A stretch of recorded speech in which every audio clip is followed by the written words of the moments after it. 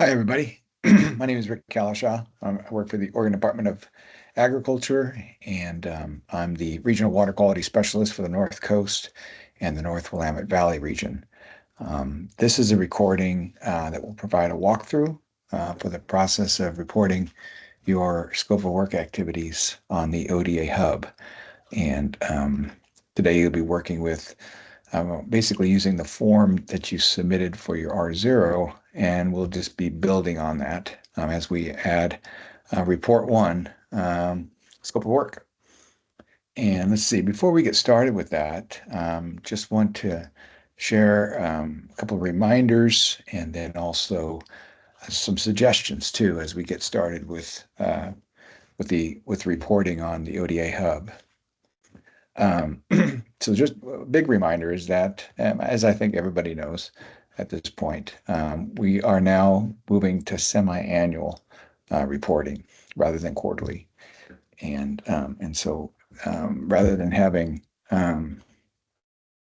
8 quarters, we're going to have 4 report periods over the 2 years of the biennium. And then in terms of reporting for your financials, that'll remain on a quarterly basis. And you'll submit those reports to OWEB using the process that you're familiar with.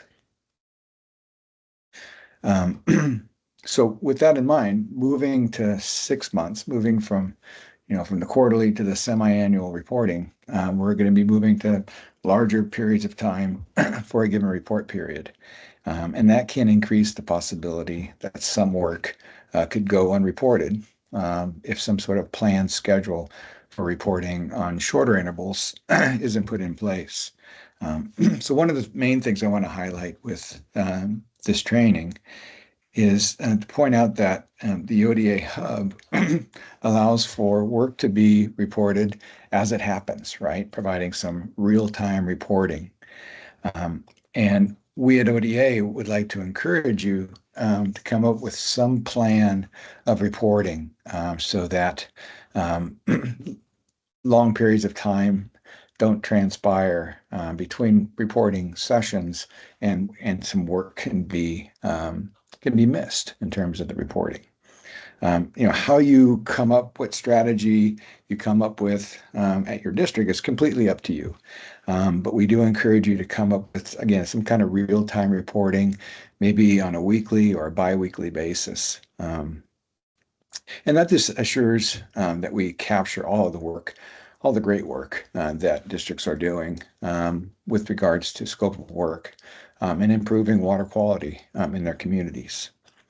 And ODA wants to be able to give you credit for that and highlight all that work that you, working with your land managers, are doing to meet ag water quality standards in the state.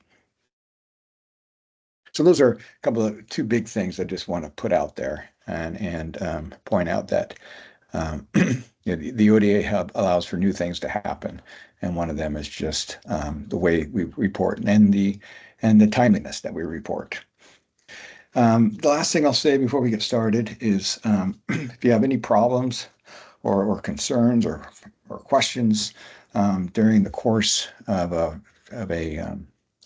reporting session when you're reporting your work on the ODA Hub, and you have any questions, just reach out to your regional water quality specialists, and they can kind of be the first step to helping you find solutions to those issues.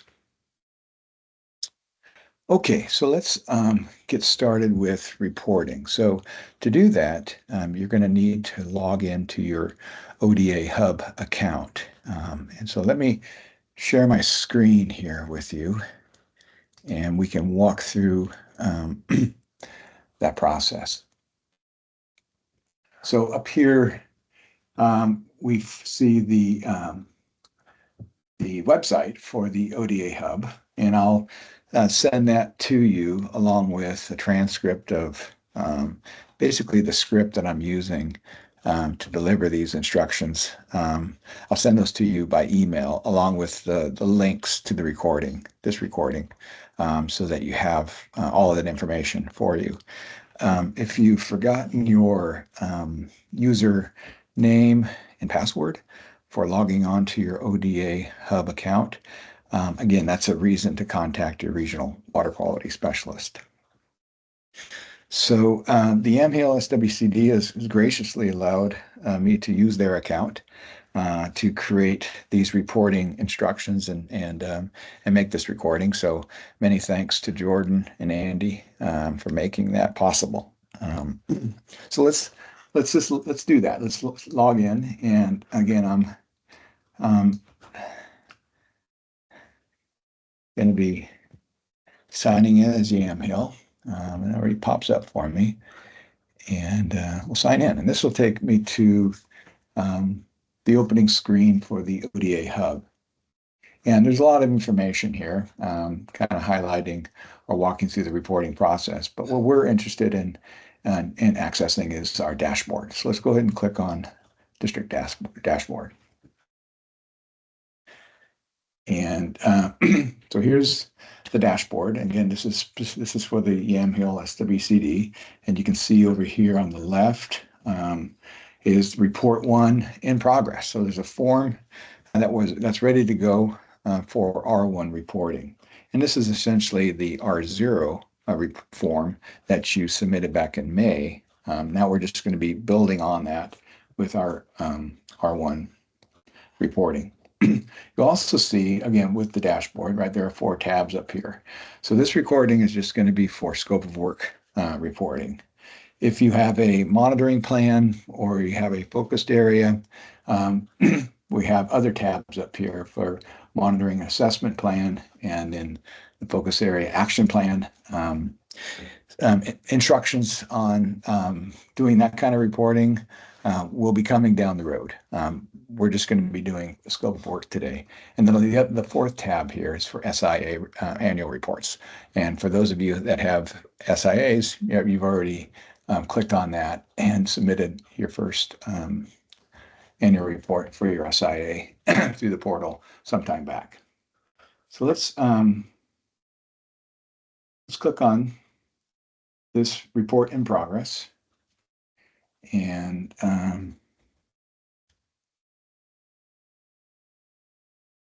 we'll see here some familiar stuff in terms of scope of work. So the first thing we see here is a link to some general information.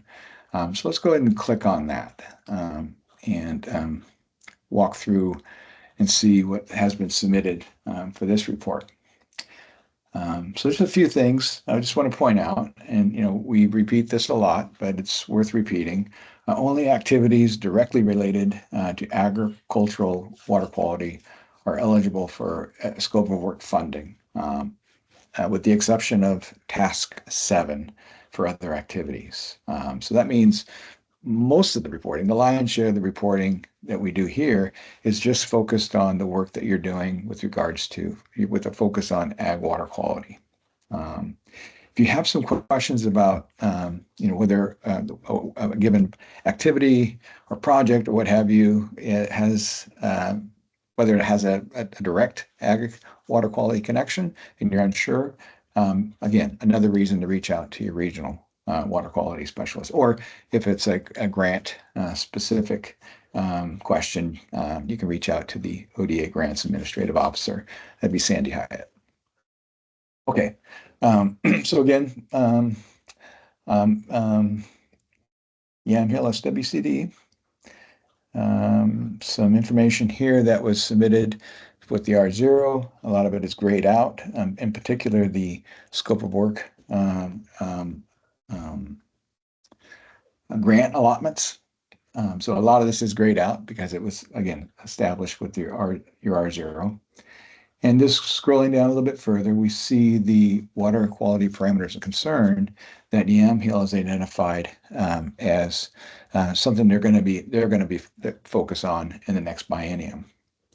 And they have 4 different parameters selected. The first one shown here is temperature, and then the driving reasons, right, for why temperature is a key water quality parameter of concern for them.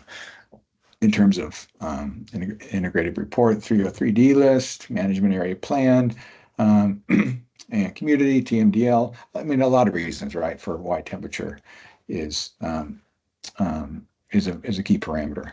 And then for temperature, right, there is a brief description of the forecasted activities that they plan to conduct, just focused on temperature. And we see, as I mentioned before, they have other three other water quality parameters concern mercury, fecal coliform, and aquatic weeds, right? And for each one of those, kind of the driving reasons for that, and then some forecasted activities for each one of those. Okay, and again, all four parameters listed in this box below. And the last thing in this general information is this adaptive management through the grant cycle. This is going to be, you'll fill this out, complete this part at the end of the biennium, kind of as a look back and reflection, and add that some narrative for each one of these questions. I'm not going to go into those right now, but they're all there. But again, no need to worry about those or focus on those for sometimes. Let's just scroll down. Actually, let me go back up here and just to make it easier here. I'm just going to close this a little bit just to kind of keep us a little bit organized. Okay, so let's click on landowner engagement here. Before I do that, let me look at my notes here. I get a little carried away and easily get myself off track. Okay, yeah, so let's click on task 1, landowner engagement. And I'm just going to scroll down here. So there's, again, like scope of work, documentation you've seen before, right? Activities that are allowed and not allowed. And then again, these are materials and events for agricultural landowners, right, that are specifically related to ag water quality. Again, that's the key requirement. And scroll down here. So again, a lot of this is grayed out because again, this was submitted as your R0 with your planned activities for the biennium. And for here, we see all of the planned SWCD activities that Yamhill is planning, right, for landowner engagement. And so that's all there. And then below that, we see the landowner engagement narrative. And so for each report period, you're going to have a narrative box in which you're going to provide some general information of the different types of activities related to landowner engagement that you conduct over the course of the biennium. And because this is a narrative for the whole report period, initially you may want to just use this box just to drop in things, activities as they happen. And then towards the end of the report period, you can take that information, clean it up, maybe make a coherent narrative, however you want to do it. But you may want to just use this narrative box for now just to put activities in as they happen. And so I've already entered one activity just to give you a sense of what I mean. Tabled at the Yamhill County Fair on a couple of days in late July. And I'm just going to scroll down below here to the landowner engagement table where we see information related to that particular activity, that event listed here. So I'll scroll down. We see that we have a reporting period already highlighted, report 1. And actually, let me just back up. I should have pointed this out before. I'm going to go back up here to the general information. So pardon me that I do this, but I just want to make sure that speaking of reporting periods, you want to make sure that in that general information, the reporting period for this the reporting you're doing is in the right report period. So we're in report 1, right? We just want to make sure that that's highlighted and selected in the general information drop down. So sorry about that. Let me get back to where I was here. So scrolling down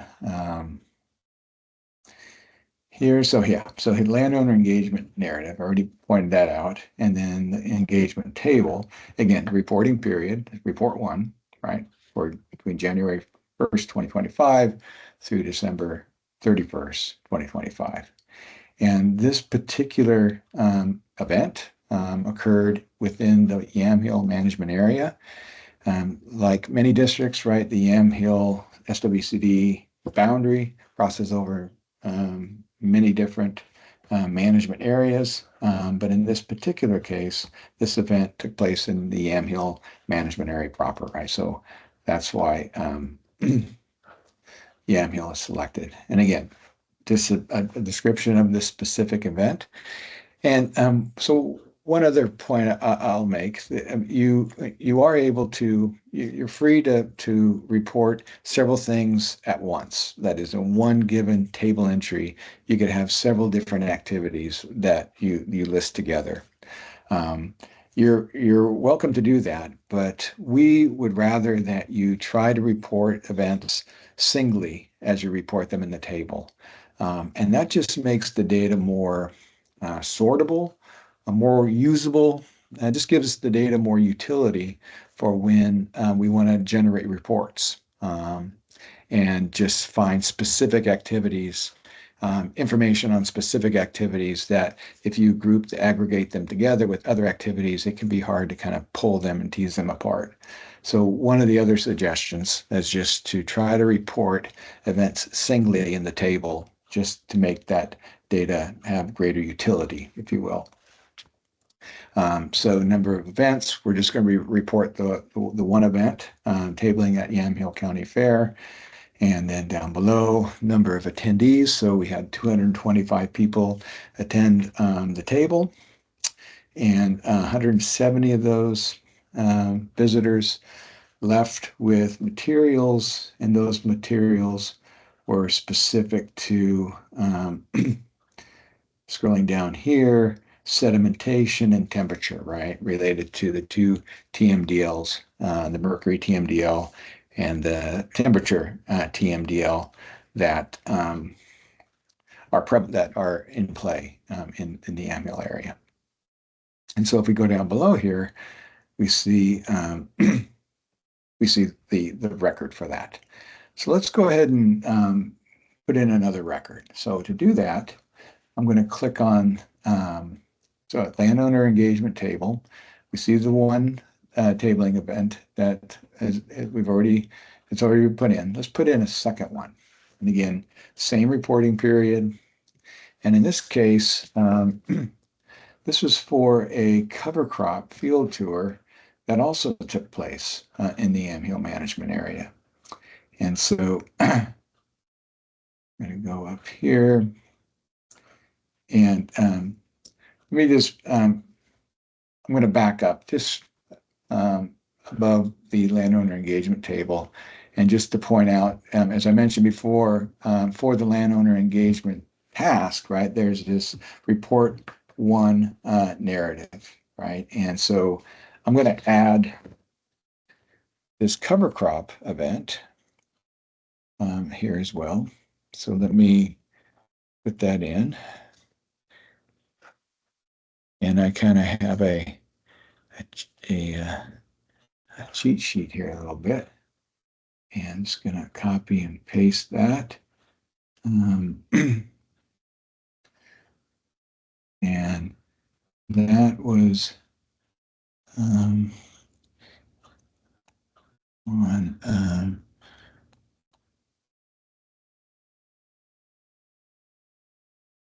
just going to put the date here.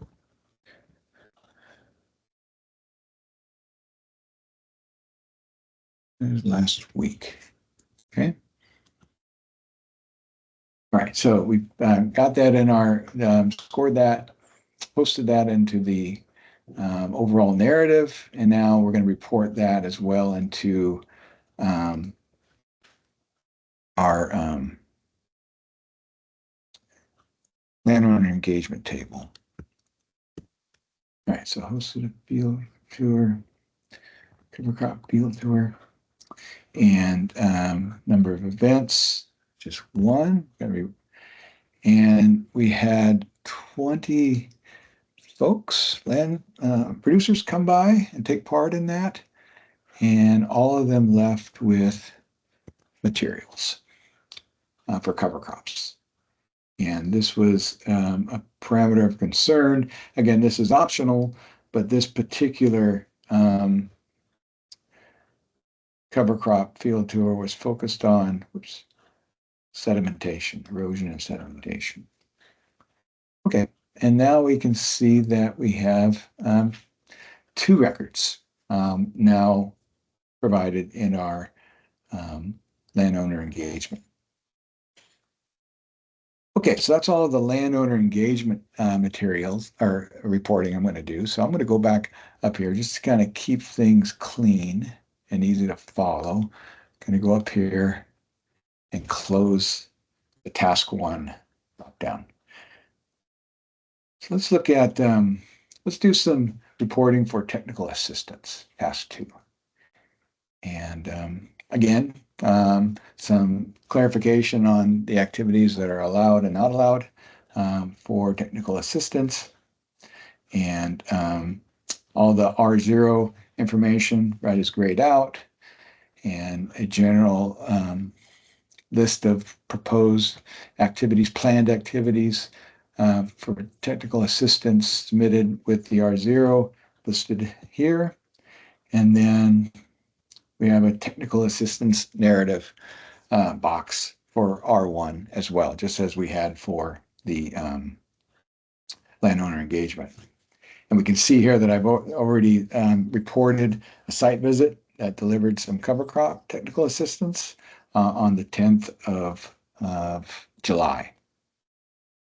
And so we'll go down below here and you can see that I have in the technical assistance table, we already have a record reported, and that's related to that site visit, right? Providing TA about cover crops and soil health. And one thing I want to point out is that in some of these entry windows, right, are these details, this detail drop down.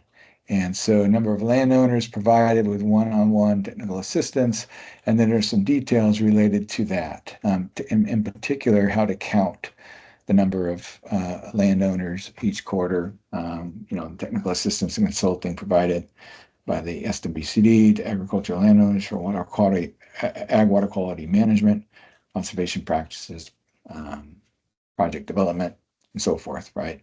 Anyway, just some clarity and some guidance, right, in terms of how to report for each one of these windows. And so you can see that down below, even on the number of on-site technical assistance visits, how to count those visits, particularly if you're more than two people, SWCD staff attending a site or addressing different concerns, about how to count those in terms of number of on-site technical assistant visits, right? So those details can be helpful for clarifying, what to report. So just want to point that out. Okay, so and just going to scroll down here. So this was the technical assistance was for cover crop and soil health, and the parameter of concern. Actually, it wasn't E. coli. It was for sedimentation. So let me go back up. I need to unclick E. coli. Okay. And if we go down below here, we can see that number, that site visit being recorded here. Let's make another table entry. And so this is going to be for a conservation plan. And I'm going to go up to the top here. And this is the narrative, technical assistance narrative. Again, just keeping a running list of activities. And let's see here. Let me copy and paste. So this was developing a management plan or conservation plan for mud and manure management. And that was completed on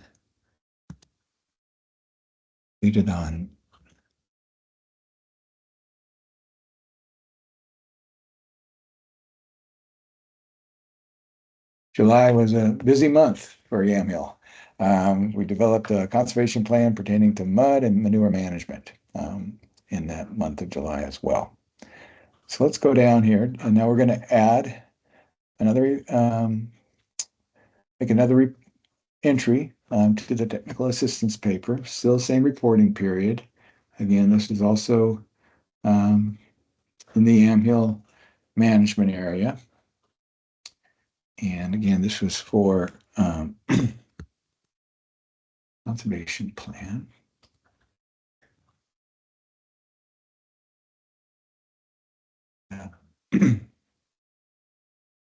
This was working on, so this wasn't a site visit. So it wasn't, we didn't, there was no meeting with the landowner for this project. And no funding, number of plans written. So one plan, and this is again some details here. So as we've tried to share with all districts, right? There was for some time, right? There was some confusion about what constitutes a conservation plan. And for many districts, it was thought that only NRCS certified conservation plans can count. We want to clarify that certainly other NRCS certified plans do count here, but so do other plans that you develop with landowners. And then specifically, a plan, a conservation plan, it can be a conservation plan, right? If it is basically some guidelines, right, that you lay out for a landowner, right, to address one or two concerns on their property, but at a sort of at a full management level of focus. So if you're just providing some technical assistance on a specific concern, like a site visit, right, you can't really write that up as a conservation plan. But if you meet with a landowner, engage with them, converse with them, and come up with a set of activities, of practices, right, that help address, more than one parameter of concern, then what you put together to do that is a conservation plan. And so some details, again, this drop down for details here provides hopefully some clarity on what actually can constitute a conservation plan. And so use this information. If you still have questions about whether or not, what you've put together for a landowner, land manager, whether or not it constitutes as a conservation plan, again, another great reason to reach out to your regional water quality specialists. And so, again, just another way that these detailed drop downs can be really valuable in helping you help clarify, not only how to report, but what to report. And let's see, this was for I got myself off track again. So this was for the conservation plan for cover crop. And it was for 5 acres.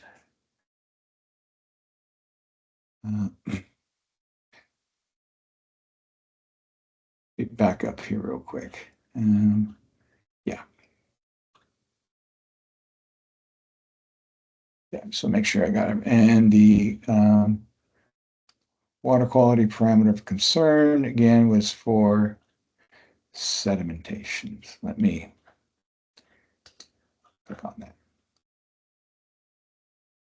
Okay, so there we have, now we have two records for our technical assistance table. One for the for the first one was for the site visit for cover crops and for soil health, and the second being the conservation plan. Okay, so let's scroll down below our TA table and want to get, let's take a look at on-the-ground practices implemented. So this is part of the technical assistance, just another drop down within that task. And again, these are for reporting any agricultural water quality related on-the-ground practices implemented during this report period. And some information, clarifying information for that. Again, just as we had before, right, we have a window for providing some narrative. I've already reported on one practice implemented, some exclusion fencing along Muddy Creek that we'll use to kind of walk through the reporting requirements for the implementation practices. And it's going to scroll down here. And first we see is a HUC 12 lookup map. We'll look at that here in a minute. But for each of the practices that you report on, you need to provide a location, a HUC 12 location. Not necessarily a specific, you don't need to have it, you have to zero in right on where the practice took place. You just want to make sure you know enough about its location that you can identify the HUC 12. And this lookup map can help us do that. So I'm going to just scroll through that for a second and get down into the implementation table. And we already have one record reported. And in this case here, right, this was a practice that was implemented on Muddy Creek, and we can see the HUC 12 number, HUC 12 number here, the specific for Muddy Creek already selected. And this was the activity type for this is riparian. And so by selecting riparian, what that does is actually shortlist all of the NRCS practice codes that exist, arguably, and short sets it just for riparian. And we can see that, I'm just going to show you, you see riparian, but there's all the other different types of activities, right, for which NRCS practice codes are provided, right? So riparian is selected, and you can see fence is already highlighted. But I'm just gonna, if let's say you make a wrong choice, right, put in the wrong code, and you want to change it, you can just highlight that like I did, and then backspace and erase it, and then click on the inverted triangle, and you can see all of the different practices that you could select with regards to riparian. Again, this is exclusion fencing along a waterway, and so I'm going to select code 382. And this was the unit for that is feet, and this was for 500 feet of exclusion fencing. And this parameter of concern that was being addressed here is water temperature, right? So temperature is selected. And there are, again, drop-down menu of different boxes, and we can see if I scroll all the way down, temperature has been highlighted. And this project was funded by a couple of sources. And so if I click on that and scroll down, I can see that there's some EQIP money through NRCS, and then also some OWEB restoration grant dollars were used. Okay. So let's make another let's report another practice. So I'm going to go up. So you see my implementation table, right, is kind of pinned up here, and I can click on the plus, and we can see that it takes us back up to the implementation table. But I'm going to scroll back up here to my general implementation narrative box and add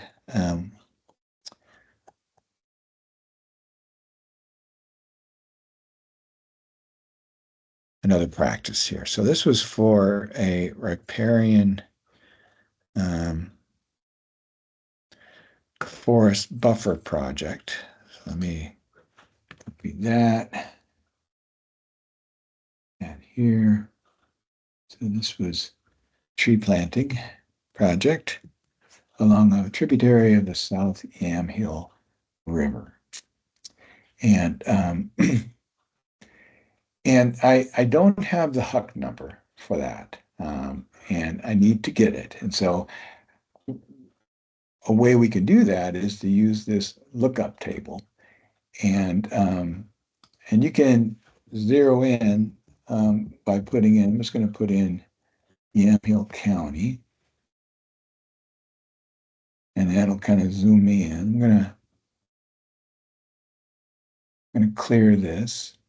This is for my previous report. And you can zoom in by holding down the command key and scrolling with your cursor. And again, this was a project along the a tributary to the South Yamhill River. And so I'm just gonna click near there. I don't need to know exactly where it is, but I'm just gonna click there, and that's going to generate a Huck 12 number down below here. And I can copy that and scroll down to this 12-digit Huck number name window, and I can paste that number in there. And yeah, great. It's South Yamhill River. This project was along a tributary to the South Yamhill River, right? So I'm in the right Huck 12. So I'm going to click on that, and that looks great. And then again, this was a riparian project, or riparian forest buffer. And so by selecting riparian, right, I've shortlisted all of the NRCS practice codes, and I can click on that, and I can see, let's see here, riparian, yeah, riparian forest buffer. So this is 391, code 391. And the unit for NRCS code 391 is acres. And this was for 5 acres along this tributary. And again, this was to address water temperature. And we'll click on there. And this was funded through an OWEB restoration grant. I'm going to scroll down.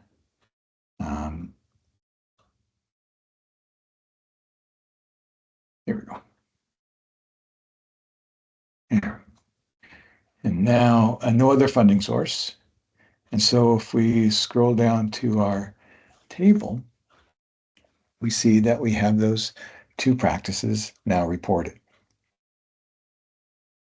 Okay, so let me look at my notes here real quick. Again, I've failed to look at them recently. Let me just make sure that I'm not missing anything.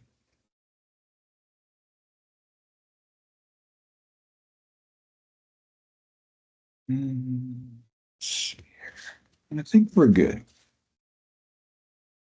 Okay, so that's all of the technical assistance reporting we're going to do. So I'm going to scroll back up to the top of that. task. And all the way up here. A lot going on here. Yeah, here we go. Let's close that. Okay, so reporting for tasks 3 through 9 is dependent on scope of work budget allocations for different districts. And the reporting here is really simple in that it's just basically adding information to a narrative box. And so to give you a sense of what I mean, let's click open task 3 for biennial review activities. And again, information submitted with the R0 for this biennium is there and grayed out. And then there is a report 1, R1 narrative box. And this is where you'll add a narrative or information related to biennial review activities will be compiled in this narrative box. And again, this can be a place where you just sort of add things to the box and save it. And speaking of saving, that's one other thing I forgot. We should be saving frequently. We'll show that here in a minute. So I apologize for that. Is one thing I forgot. Pretty important too. Anyway, we'll get there in a second. So these narrative boxes for in this case here for your biennial review activities can be posted here. And then likewise for if you have a monitoring plan. So this is one worth pointing out. So some districts, right, have a monitoring plan, and that's either a plan they can submit here. If it's a SWC-led monitoring plan, then an ODA-approved monitoring plan is required before monitoring can be paid out for any of your scope of work funds. Now, there is another tab over here for monitoring and assessment plan where you can also submit your report, right? But one way or the other, it needs to get reported if it is a type A reporting plan. If it's type B, SWCD assisted monitoring, then briefly describe providing a narrative, right? Describing that activity can be provided down below here. So if I scroll down here, again, Yamhill doesn't have a monitoring plan, so all these things are blank. But if you have a type A monitoring plan, you need to create a monitoring assessment plan in your SWCD dashboard that is up here, this map, or you can just upload your already approved monitoring assessment plan here as well. And then providing some narrative. And then therefore types B and C monitoring are just some narrative boxes for you to submit that information. And then for tasks 5 through 9, you are again, it's just are narrative boxes for you to add information and report information on a report 1, 2, 3, 4 basis. And tables 4 through 8 down below here are optional, but districts are encouraged to report as appropriate. Okay, so so one thing I will say here, and because it needs to be said, so we've done a lot of reporting here, and we haven't saved once. That's not advisable. So I apologize for that. But let's say we were back up here in landowner engagement, right? All the way at the beginning. So we just reported did some landowner engagement reporting. And it was at that time when you complete a task, just good practice, when you complete a task reporting and you have more reporting to do, just go ahead and save. So let's pretend we did that, right? We just finished our landowner engagement reporting, and we're going to save. So how do we do that? Well, to do that, you need to go all the way down to the bottom here, and hit save. So all of the work that we've done in this session, right, will now be saved. And so I'm going to click on that, and we see this window pop up, right? And it's telling you that your responses and changes were saved successfully. But in order for you to visualize those, you need, in a sense, kind of close the loop on this information chain. And to do that, you need to refresh. And that's just refreshing your browser. And you do that, it chugs along. And now, if we click on and open up that report one in progress,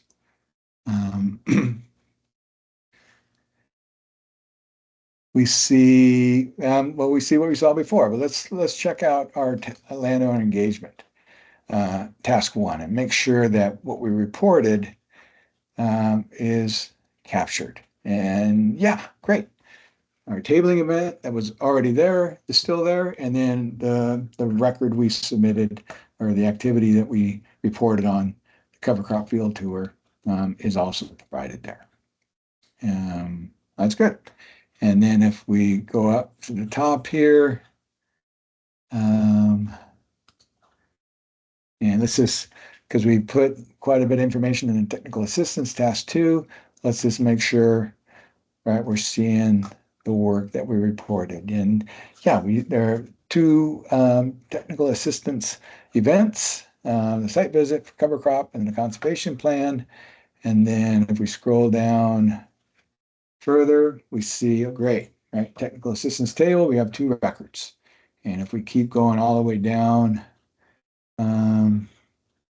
further, just to our table, we can see those two records are there. Awesome. And then like the last thing we did was practices. This is, while we're looking at everything, let's just make sure that those two practices that well, the one practice that we reported on, the riparian forest buffer project, is there. And it is in fact there.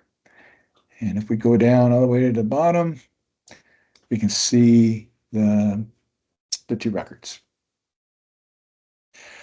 Okay, so let's say we're at the end of the report period.